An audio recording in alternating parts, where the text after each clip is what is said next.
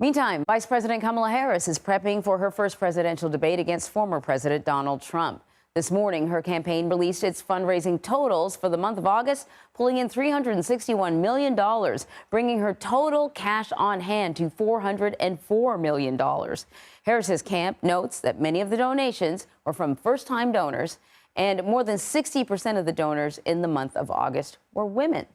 So, senior White House correspondent Weijia Jiang is in Pittsburgh, where Harris will be preparing for the next week's debate. So let's start with these fundraising numbers. So she continues to be successful. She doesn't seem to be slowing down at all. But, you know, the campaign made it a point to break down who's donating for a reason. What can you tell us?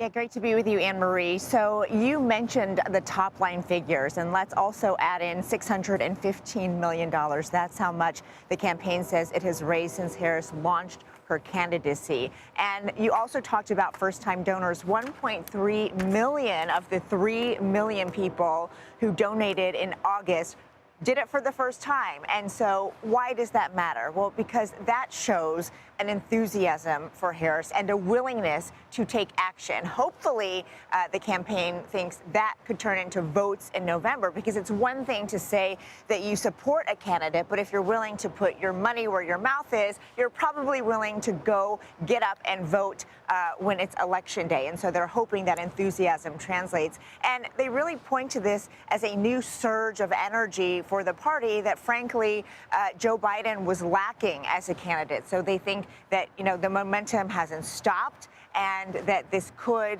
you know, put her over the line when it comes to winning in November. So I think the numbers tell a very important story, Anne Marie. The campaign also points out that the amount that they raised in August was more than double what Trump raised.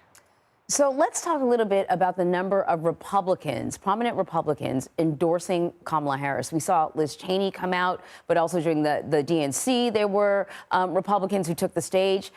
And this is different. We've had other Democratic presidents who have included Republicans in their cabinet, but I can't recall so many Republicans coming out to endorse a candidate before the election. You know, is this a problem for Republicans? I don't know. Well, I think it speaks to the change in the party, right? It's not just about,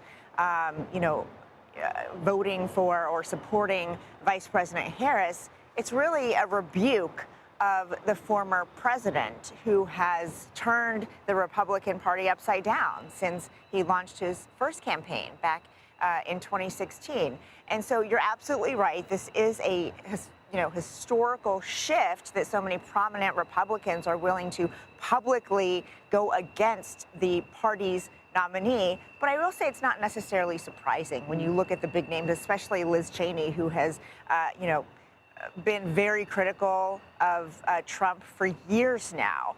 And so while it does have a lot of symbolism, again, it's not necessarily shocking. And I don't know how it would impact voters, because, you know, these are prominent Republicans. But again, the party has changed. There are so many different wings now. Yeah. And the people who support Donald Trump, hearing that Liz Cheney is not likely to change their minds. Yeah, these are, to your point, these are Republicans that essentially were sort of pushed out of their positions by kind of this MAGA wing of the Republican Party. So maybe to Republicans who are on the fence, they may help to push them over to vote for a Democrat, but maybe those people were going to vote for a Democrat anyways, you know? Weijia Jiang, thank you very much.